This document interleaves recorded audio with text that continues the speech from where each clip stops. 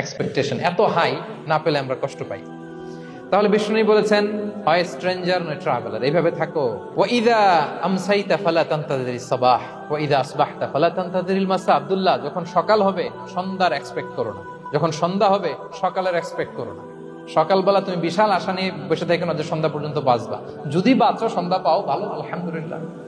না পাইলে রবের সাথে সাক্ষাতের জন্য রেডি, তাও আলহামদুলিল্লাহ। ঠিক কিনা বলেন? এটা হইতে হবে mindset. Expect less, never be greedy. প্রত্যাশা কম রাখেন, আপনি হ্যাপি হবেন। কিন্তু আমাদের মধ্যে অনেক এক্সপেকটেশন, যেটা আমাদেরকে কষ্ট দেয়, অসুখী বানায়। আরো লাগবে, আরো লাগবে। অনেকের মধ্যে, সবার না, অনেকের মধ্যে এই প্রবণতা আছে না নাই? বিশ্বনবী বলেন, লাউ আন্না লিবনি আদম ওয়াদিয়ান মিন যাহাব আহাব্বা ইয়াকুনা লাহু ওয়াদিয়ান। প্রত্যেক বনি আদমকে যদি একটা করে স্বর্ণের পাহাড় বানায় দেওয়া হয় বা উপত্যকা বানায় দেওয়া হয়, সে চাবে আরো একটা স্বর্ণের পাহাড়ের মালিক কিভাবে হওয়া যায়।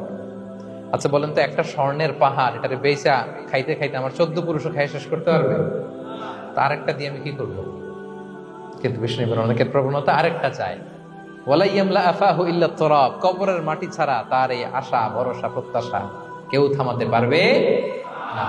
তাহলে আমরা যেন গ্রিডি না হই, লোভী না হই, আমাদের এক্সপেকটেশন যেন কম থাকে।